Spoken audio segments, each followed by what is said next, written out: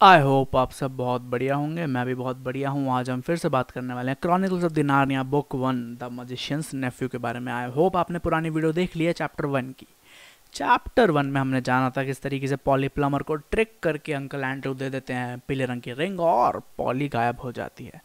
पूरी स्टोरी जानने के लिए लास्ट एपिसोड देखिए हमारी इसी सीरीज का। Chapter 2 degree and his uncle. इस चैप्टर में हम जानते हैं कि जैसे ही पॉली गायब हुई थी, वैनिश हुई थी, तभी डिग्री चिल्ला पड़ा था।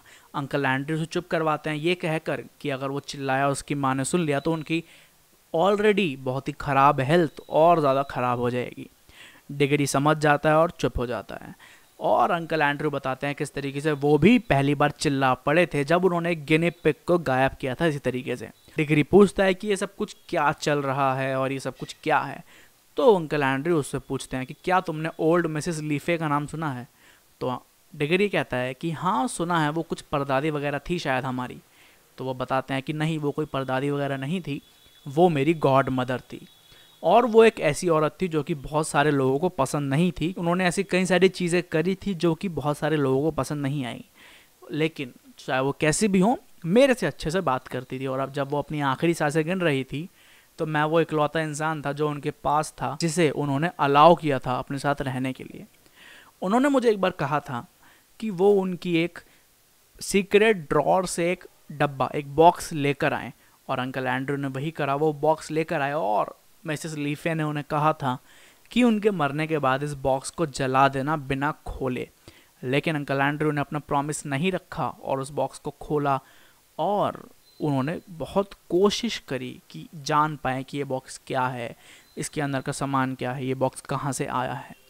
उन्होंने डिग्री को बताया कि उन्होंने कई सारी रिसर्च करी और उन्हें पता चला कि ये बॉक्स ना तो इजिप्शियन है, ना ही बेबीलोनियन है, ना ही चाइनीज़ है, ना ही यूरोपियन है, ना ही किसी और नोन सभ्यता का हिस्सा है।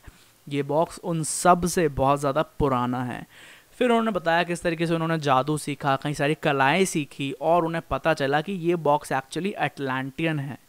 अटलांटियन एक बहुत ही पुरानी सभ्यता है जो कि इन सब सभ्यताओं से बहुत पुरानी है, ऐसा कहना है अंकल एंड्रू का। अंकल एंड्रू ने बताया कि मैंने वो डब्बा खोला और उसके अंदर जो सामान था वो इस दुनिया का नहीं था, वो किसी और दुनिया का था। डिग्री की भी अब क्यूरियोसिटी बढ़ती जाती है और वो पूछता है कि ऐसा क्या था उसके अंदर क्या चीज़ थी। तो अंकल एंड्रू से बताते हैं कि उस डब्बे के अंदर धूल थी, मिट्टी थी, और वो धूल हमारी दुनिया की नहीं, किसी और दुनिया की थी। अंकल एंड्रू बताते हैं कि किस तरीके से उन्होंने कई सारे एक्सपेरिमेंट्स किए। उन्होंने कई सारे गिनी पिग्स के ऊपर एक्सपेरिमेंट किए, उसी धूल से ये रिंग्स बनाई और गिनी पिग्स पे एक्सपेरिमेंट किए। उन्होंने बताया किस तरीके से कुछ गिनी पिग्स मर गए, कुछ गिनी पिग्स फट गए, लेकिन एक गिनी पिग गायब हो गया। लेकिन गिनी पिग आखिर है तो गिनी पिग ही, तो इसलिए चाहे उनका एक्सपेरिमेंट कामयाब हो गया फिर भी वो गिनी पिग उन्हें कुछ इन्फॉर्मेशन नहीं दे सकता था।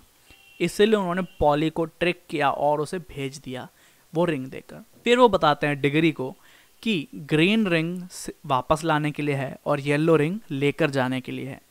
जब तुम येलो रिंग को छूओगे या पहनोगे तो तुम गायब हो जाओगे यहाँ से, और अगर तुम्हें वापस आना है तो तुम्हें ये ग्रीन रिंग पहननी होगी। तो अंकल एंड्रू से बोलते हैं कि अगर तुम चाहते हो पॉली को बचाना तो तुम्हें ये येलो रिंग लेकर और ग्रीन रिंग लेकर जाना पड़ेगा वहीं पर जहाँ पर पॉली पहुँच गई है। पहले तो डिग्री बहुत ज़्यादा हिचकिचाता है, डरता है, और क्योंकि उसे कुछ समझ नहीं आ रहा होता कि भाई क्या चल रहा है, एकदम से ये पॉली गायब हो गई, नई नई दोस्त बनी थी, और मतलब ये क्या चल क्या रहा है, ये मेरा मामा बावला है। फिर डिग्री अपनी दोस्त को बचाने के लिए वो येलो रिंग ले लेता है अपनी लेफ़्ट जेब में और ग्रीन रिंग रख लेता है अपनी राइट जेब में, और वो येलो रिंग छूता है और गायब हो जाता है वहाँ से।